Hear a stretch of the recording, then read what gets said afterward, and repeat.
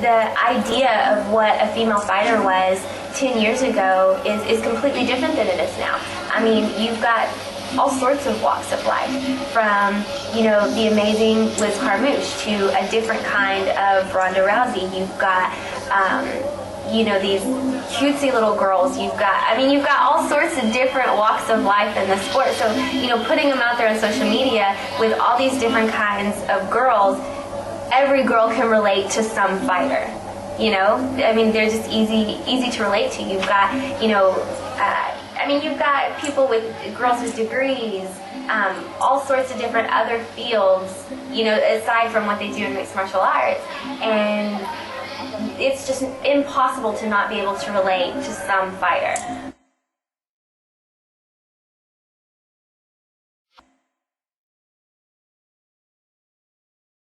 I've been involved with martial arts since I was about 4 years old. When I turned about 12 or 13, I restarted, you know, I had a renewed passion for training in my Taekwondo, and I think that passion kind of translated into me starting in point competitions and forms competitions. I get laughed at for that one. And that, just because of the school that I was at, it kind of segued into an interest in martial arts, or mixed martial arts, I should say, and doing Muay Thai and more boxing and more jiu-jitsu. You know, when I saw the first hook and shoot, I was about, I think, 23 years old. And at that point, I had nowhere else to compete. Like, I wasn't interested in doing forms competition. I wasn't interested in doing point karate. And so that really, like, it kind of all came together, and I was like, oh yeah, MMA is where I really want to, like, that's the combat sport I really want to engage in. My parents started me out in competitive sports at 3 years old. I danced. They started me in softball. Pretty soon after, I did basketball. So we were really involved with athletics and pretty competitive. I watched my parents play, you know, summer league, co-ed softball and stuff like that. And of course, they kept scores super competitive. So I think it was just drilled into me at a very, very young age. I did watch the Fight Girls reality show that happened a long time ago with Master Toddy and you know, the Thai fighters and stuff, which is really interesting. I saw Gina Carano in her first couple of big fights, so you know, it just piqued my interest more than anything. I'd always been an athlete. My collegiate basketball career was over. I danced a little bit in college. I was just looking for something to do other than just run. You know, I don't think I felt competitive until, well, I really started to feel competitive when I started training jiu-jitsu, which would have been when I was like 23. But I guess if I look back, I guess when I was dancing a lot, you know, maybe a little bit of competition, like healthy competition with my friends, always wanting to do the best I could and be the best. I didn't really compete in dance or anything, so it wasn't about winning, but my real competitive side came out when I started competing in jiu-jitsu.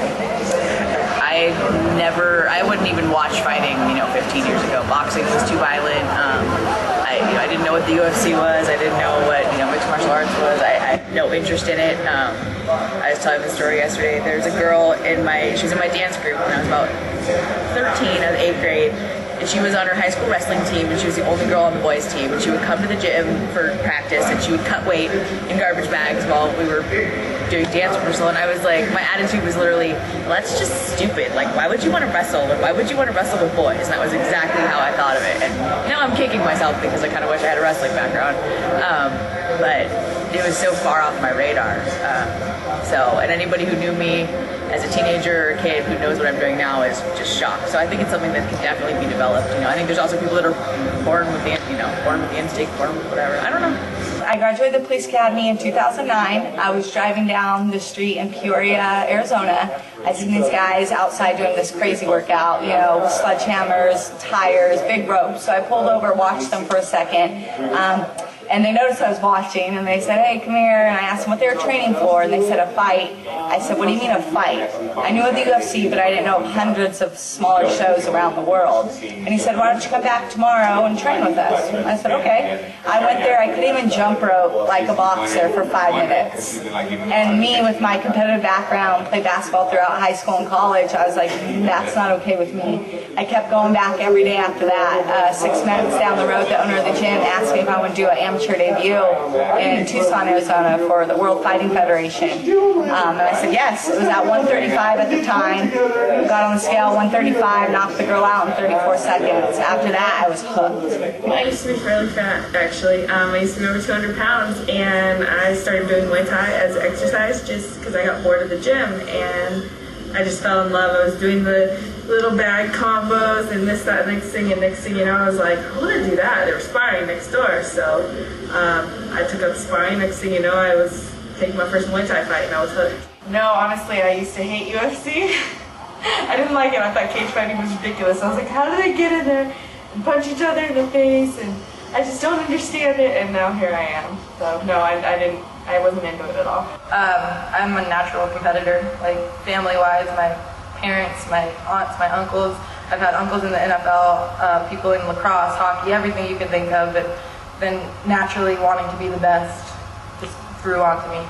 My uncle started training at the gym up in Reno, and he was like, yo, you should come check this out with me. And I was like, all right. And I went in there and I caught on literally within the week. I fell in love with it, and I was training twice a day, and just it stuck on me.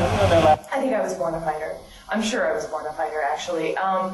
I think it took me a long time to find which kind of fighting like suited me, or to realize that I was born a fighter. But I think some people are born with something else in them, like, I don't know, a different genetic structure or something in them that gives them a passion to want to hit other people. Is something you're born with? I don't think being a fighter is, because I wouldn't really call myself a fighter if that's the case. I've never been in a fight. I've never been one to argue with anybody. I'm super nice. But the feeling of competition is what I strive for, and that feeling of this is the ultimate combat, me versus you, who's gonna win? So I think it's the competitiveness. I think I was born with a fighting sense. I've never had a street fight. I'm not that kind of fighter, but definitely strong will. I think that it's something, I think it's a bit of both. I think it's something that you're definitely born with, because it's not something anyone can do. But as far as learning it, I think it's something you learn too. It's bits and pieces of both. I mean, you definitely can't be a fighter without really learning the aspects of being a fighter. But you've got to have like a fighter in you, I guess. I think it could go both ways. I never thought of fighting. Never. I was competitive my whole life, but never did I think I'm going to beat someone up for a living. I think it's a little both. I think there's a certain instinct that comes with fighting that is born into you, but I certainly think that anyone is capable of developing that instinct and pushing themselves to be a fighter. You know, like, I think there's probably some instinct when you're born, and then of course how you're raised. You know, some of my women that come in the cardio kickboxing classes, they come in and they're like, oh, I'm not competitive, so, you know, just try to push me. And they end up racing with the rest of them. I think there is a fierceness in every woman, and sometimes it comes through protecting her children or protecting herself or her family. But to compete, I think it's not necessarily always there for every woman as much as it is for some others. I definitely think that women have had this inkling. I think it has been repressed. But I do think that it's, since the dawn of time, I think women have engaged in combat as well. It's just maybe not as highlighted as men. But I mean, you know, you look back even in Greek mythology, there was Atalanta, I think, Atalanta or whatever, you know, the runner who competed against the men. And I think that there's always women out there and throughout history who have had this skill level where they want to be. It's just what suits them, what's natural to them. Back in those days, it was kind of the sideshow.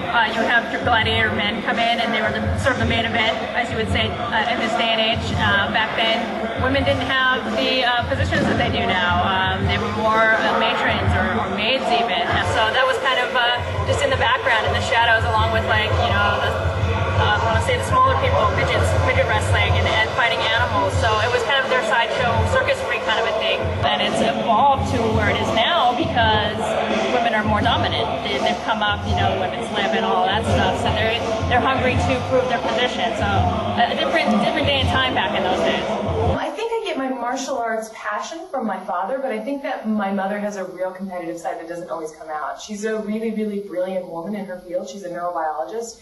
And I think that she has had to compete in academia pretty hard, and I think the competitiveness is actually from her, and it's kind of combined with the love of martial arts from my father. My mom's really low-key. My dad, he's a neat freak. He always needs to have things done a proper way, and he wants to get it done before anybody and make sure that it's right. I can remember as a kid, during Christmas dinner, both my parents would invite people over, single people in the military. They were so far away from home because we grew up in Okinawa, they just didn't make any sense for them to fly home and they didn't have an opportunity. So we'd invite them so they'd have to stay in the barracks alone or to our house, and they would be competitive in the kitchen, saying who could prepare the best meals and giving tasting contests and sports, who was better in sports. And so I definitely say I came from both, with the competitiveness. I think of either of my parents is that competitive, honestly. I'm guessing probably my dad, just because he does so much and he's got to go through so much. I don't know, but I never really thought about my parents as being competitive. Like, I had two brothers. My older brother beat the tar out of me to make sure that I did everything right and everything, and so I passed it down to my little brother.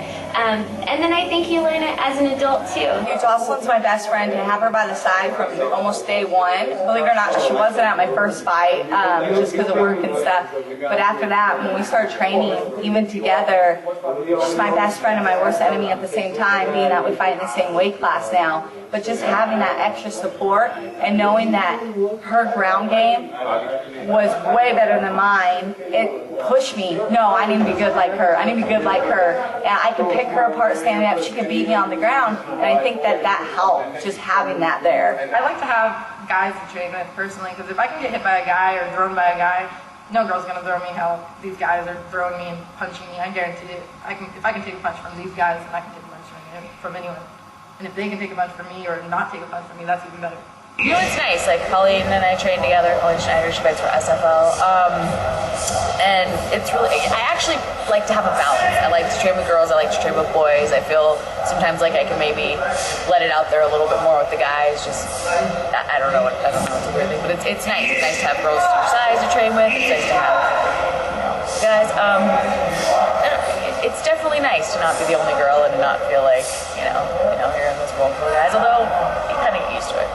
My partner that you saw that I was trained with, he fights at 125. So I get the advantage of training with him. He is stronger than me right now, so that helps me training with someone almost the same size, but he is hands-on more stronger.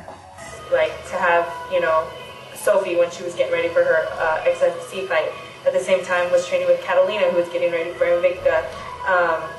We just push each other so hard, and to know that there's those other females out there that are doing what I'm doing, and I get to train with the top notch. It's really inspiring. I really like getting to work with them. Nobody really understood me wanting to be a mixed martial artist, but other women did. Debbie Purcell was my mentor when I started out. She understood it. There were other women around me who understood MMA, and they understood my passion for it, and they helped nurture me. And I think that, my parents, they didn't understand it. My sister, she has 2 PhDs. My mother has a PhD. They didn't understand. Everybody thought I was going to law school, or I was going to do academia. And taking a path of, combat sports, of smashing other people in the face and being smashed in the face, it's a really hard road to travel, particularly at the time period that I chose to travel it. But now, looking back, I wouldn't have had it any other way. I'm glad it was a hard road. Kind of was a slow process from the time I started training. It was probably 3 years until I really was serious about wanting to take a fight. And I think they were a little apprehensive, but they knew I've been putting a lot of time and energy into the gym. And my mom's first real reaction was, "You're gonna break your nose. Oh my God, you have a perfect nose. Don't break your nose." That was, she's always been like extra. Both my parents were supportive, but she's always been supportive. My dad, I think it really hit him when I quit my job teaching dance. I told him I was getting ready for New Zealand for my first fight, and I realized that I wanted to put everything I had into training, and that the kids I was teaching I loved so much. I felt like they deserved somebody more focused and better. Like, more, they deserve more than what I could give them. So I thought, when I come back from New Zealand, I'm not going to come back and teach. I'm just going to train. I remember calling my dad and telling him, and I think he was kind of like, "Oh God, this is real." And he was just kind of, I don't think he ever thought I would not dance in some respects. So I think that's kind of when it really hit home for him. But, they've both been really supportive, and, most of my friends think it's pretty cool, and, so far so good. They thought I was crazy. They didn't really get it at the time. My brother, he thought it was cool. My dad was like, you can do whatever you want. I think my mom was the most shocked. I thought it was absolutely insane. They still do. They still tell me, you're so crazy. I don't know why you do that. They don't really get it. My stepfather thinks it's amazing. My mom, she supports it 100%, but she thinks I'm nuts. It's hard because I don't like to promote beauty and sexuality and doing that to female fighters, but I think that it did bring a lot of girls out of their shell thinking they were going to lose their femininity if they took up this man's sport. But they weren't. If you see Gina, you don't lose your femininity. You're strong. She fought really, really hard. She's a gorgeous woman. And she was able to combine both of those things. So I think it just basically broadened the door for people to come in. Then these girls thought, hey, I can still be a girly girl and do this. Like, there's room for everybody in this sport. And I think it was a great thing. I got everything from you're too pretty to get hit in the face to, you're not mean enough. I mean, you just get all sorts of different kind of reactions. And not necessarily not support, but just kind of a lot of doubt. Like, are you sure you can do that? Are you sure you want to do that? But then, as people started seeing how serious I was about it, it quickly morphed into just all-out support. In a sense, like, I idolize those girls, Gina and Julie. I love Julie. I mean, those girls, they, like you said, they did pioneer the sport, and they had to learn everything pretty much all at once. That's what it was. It was MMA. They didn't just start, like, bits and pieces, and, now they, focus on different forms and perfecting different forms, but I just total respect for those women, for even pioneering the sport, and then they have such an impact still, and they're so strong in the sport. I didn't really think it was going to be that big of a deal. It was just another fight for me, and she was just another really great opponent. Since that, you kind of have to. That was everybody's point of reference for me, and it was, oh, you fought Gina, and it's just like, well, a lot of people fought Gina. But that fight, actually, when I think about it, that's people's point of reference for me, because that was when female fighting was honestly really super highlighted for the first time ever. Gina Carano broke out in that Elite XC fight as this superstar female fighter, and she's more of a superstar than a lot of the male champion fighters. And for me, to be a part of that, it kind of cements a place for me in history, and that's kind of cool. I appreciate being a part of history in that way. But it also means that I'm known for a loss, so that's always frustrating. But it's all right. She herself is absolutely a terrific human being, and what she's done for the sport is just, I can't say enough good things about Gina. Right, well, I think that all started with Gina Carano. She was the face of women's MMA because she was so attractive, but at the same time, she kicked butt. So now you have, again, it's multifaceted. It's the evolution of it. It's not just, nobody wants to see the female bodybuilding world was not taken on, warmly because nobody really wants to see that. But now you have the combination of, yeah, they're pretty, but yeah, they're going to get in there and kick butt at the same time. And you see the same thing with CrossFit now. You got the CrossFit Games, and those women are fierce, but they're attractive at the same time and in shape, and they're doing things that are phenomenal, and you can't ignore that. That's the thing. I mean, regardless of what the looks are, you can't ignore the fact that they're going out there and they're winning these fights, or they're doing the CrossFit Games, or whatever else that they're doing. In action movies too. I mean, I think that had a big thing to do with it. With Angelina Jolie in Tomb Raider, you had Jennifer Garner in Alias. Beautiful women, but they're still kicking butt. And I mean, that became something that the women could look up to, and then the men at the same time were like, hey, that's nice to look at, but yeah, she's a cool chick at the same time. With what Gina Carano did in 2005, and then also you have Miesha Tate, and now Ronda, women are getting a following. And now with all of this media helps with you and stuff, and all you guys want to write about females, it opens the door and it shows us that we're capable of doing a lot more. There is no Major League Baseball for us. There's the WNBA, but who knows how much longer that's going to be. What more can females do after college if you are a standout athlete and you don't make it on an Olympic team? So I honestly think that with all the press that we're getting, social media, it's opening doors. Since I moved here almost 5 months ago now, the clients that I get now, because I work at LA Boxing, a lot of them do want to make an amateur debut someday for Tough Enough. And I'm talking like 28-year-olds, 30-year-olds, they just want to do it one time. So I think it's because of the following women are getting. I think it's cool though that there's so many women involved in this and wanting to be the next thing or the best thing.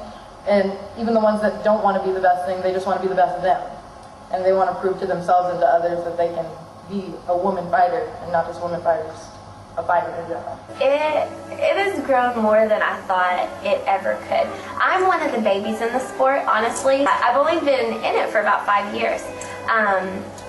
When I first started getting into it, you pretty much had to take a fight out of your weight class or travel really far or, you know, I mean, it was hard to get a fight once a year. I mean, it was just here and there and little pieces, and it was hard to have an amateur career because it just wasn't. Everybody wanted a pro fight to put on the main card, you know, just to have that one single female fight, and it was really hard. But now there's so many opportunities, and not just for fighting, but for training. I mean, gyms welcome you in with open arms, so you can go get a different kind of training and make yourself better, and it's come full circle. I definitely think it's a blessing. I think it's, you know, I got started at the right time. I think I'm lucky, you know. I still think I'm really fresh in the sport. I've been training, you know, about 3 years. I've been fighting too, but then I look at, you know, my counterparts, my training partners, like Sophie's.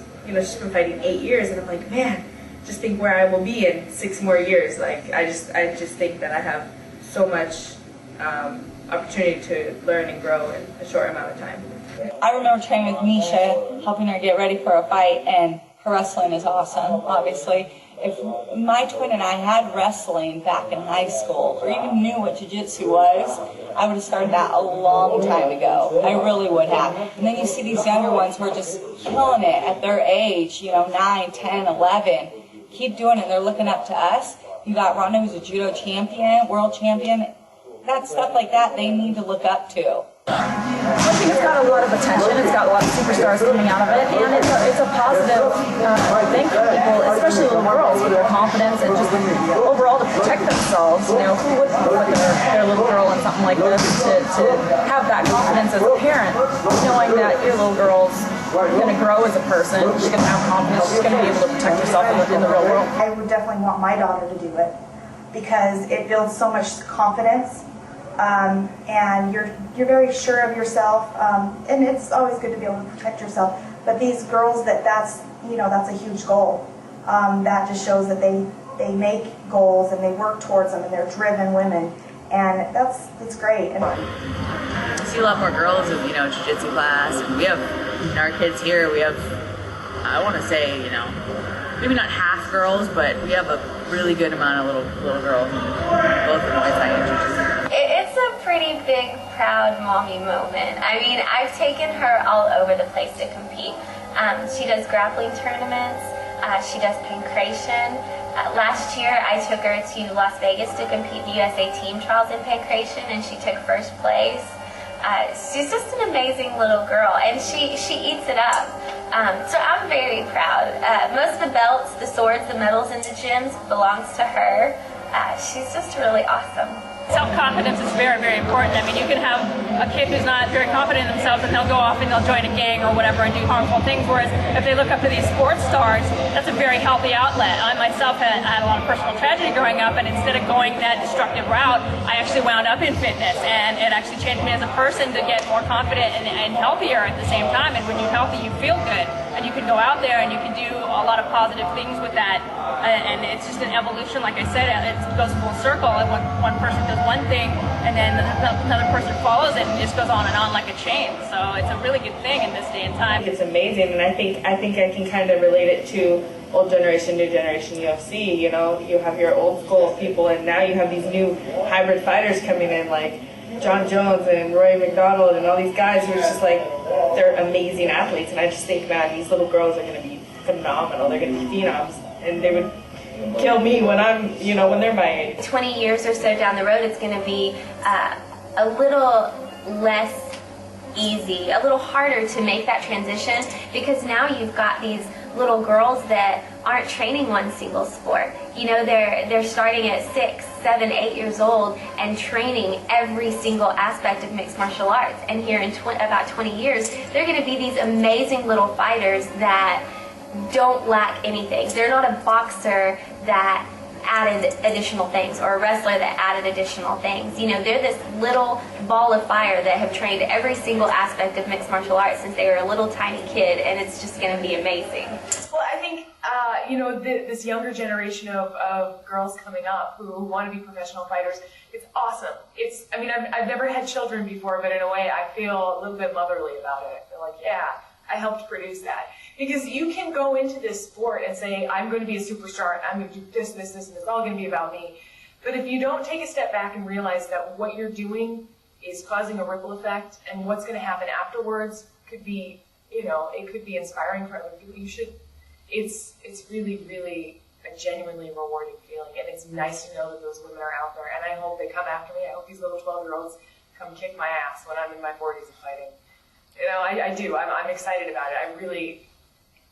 We have to grow and we have to learn, and it's cool to see that there's some young ladies out there who are they're taking on the mantle. It's very exciting to sit back and watch and see little Courtney coming up, and she's just she's so hungry, and it doesn't seem to be leaving her. She's growing and growing, so I can't wait to see her as an adult and just dominating her. Courtney is, I don't even want to know what that girl, she's ridiculous. And when she's actually fighting, I can't wait to see that, because she's obviously a little beast. When I started, I didn't have any background in martial arts, so had I been exposed to it at a young age, I would have loved to jump on it. Whether it was wrestling or judo or boxing, I would have loved to. Look at these girls like Rhonda, who's been doing this stuff since she was 6. It's impressive, and I can't wait to see the next generation. All of these kids are getting started so young. I was old by the time I started doing anything with martial arts. I don't know. It's fun. They see these girls that are now becoming role models or these women that are now becoming role models in the MMA community, and they want to aspire to that. They want to do that. They want to try that. And I think, honestly, a big chunk of girls that come into the gym and start training, they just fall in love with it. It changes your personality. You become a more confident woman, a strong woman, or a little girl, and I think they just want to aspire to be like the women in mixed martial arts right now. When I was growing up, those were some of my favorite heroes to look up to. I loved, Rogue from the X-Men, Chitara from Thundercats, Scarlet from G.I. Joe. Those were my heroes. Even Valeria from the original Conan was somebody I absolutely, looked up to and loved, because they could do all these things. They weren't, cornered into one specific area. You could do many different things, and I think that's why a lot of the young girls today look up to the fighters, or even their own moms who are juggling everything, but they're still making time to go into the gym and stay fit and get active. It's empowering in a way, that you can pick and choose what you want to do in this life, and it doesn't have to be narrowly focused. I think society would much rather put women into the motherly role, the nurturing role, and honestly, I think the reason that it has succeeded now, like it has, is the ability to utilize social media, to get it out there and keep it out there, to mass produce it, just get it out there to everybody. I think that that's going to keep it around this time, where in history past, it's, gets a little popular with a couple generations and then fades off. Just because I think girls want to be able to prove that they can do the same things.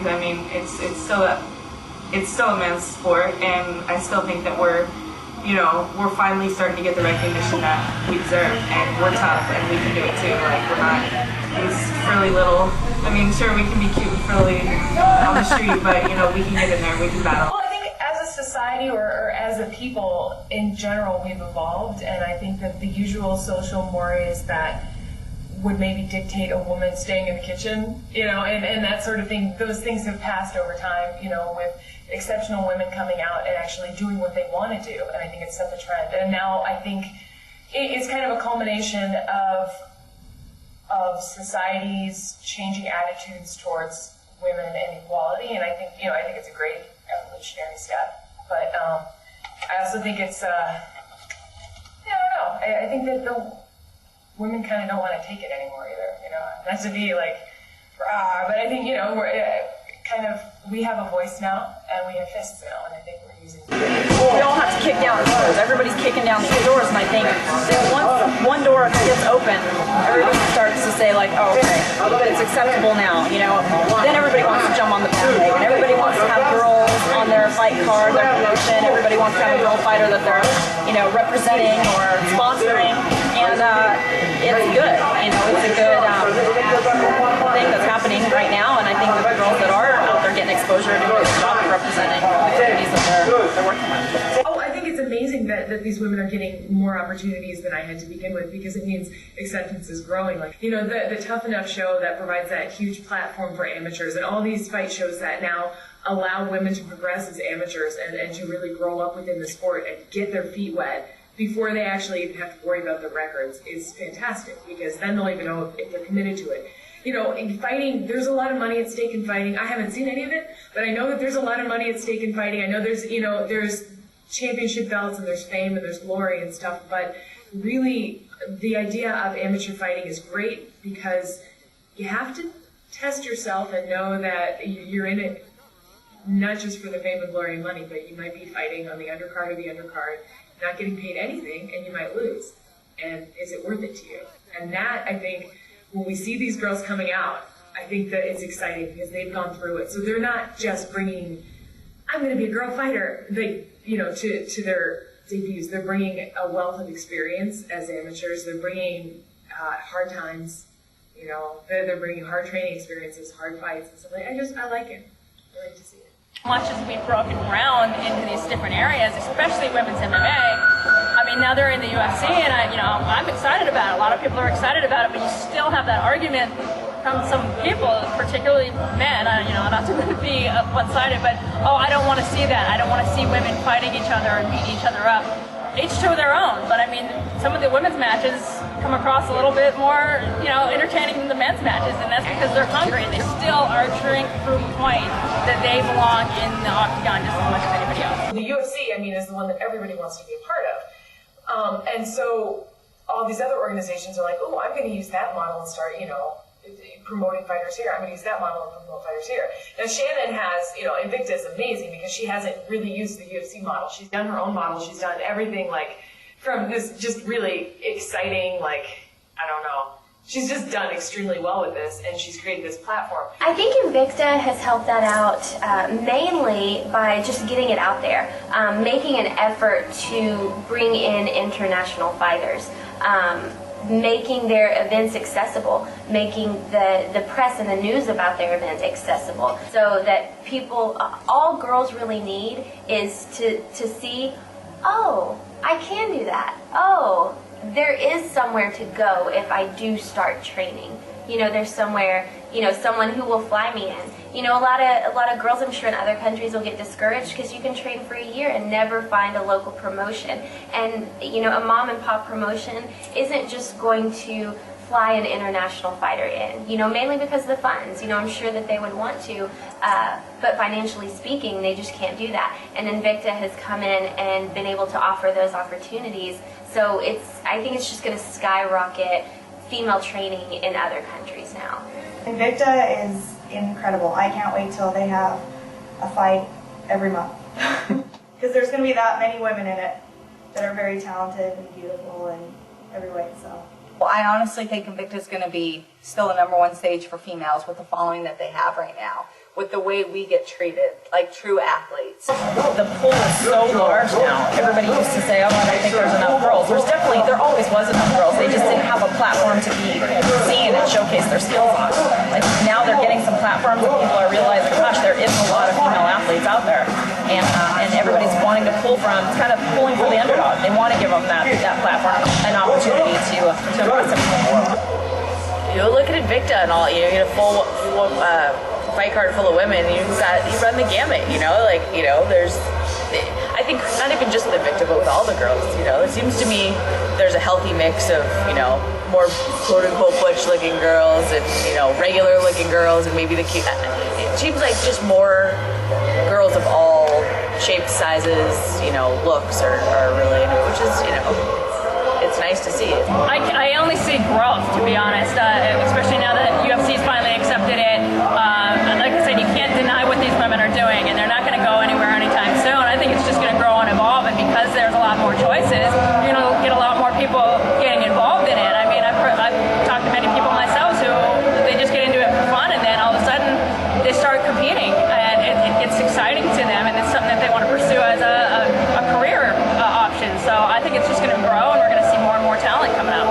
Well, I think that it's just going to be even bigger. Like, heading into the next decade, I think that basically we have crossed one of the biggest barriers in the past 5 years as martial artists, the women have.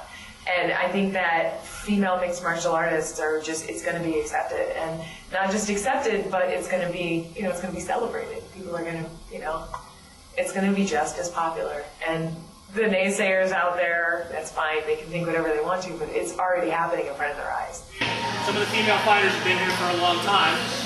Some of you guys are very new to it.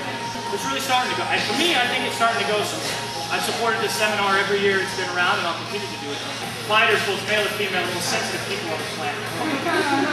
Everything's a deal. If somebody gets a fight, you're going to get whatever. You know what? Be happy for them, because you're going to have your chance too.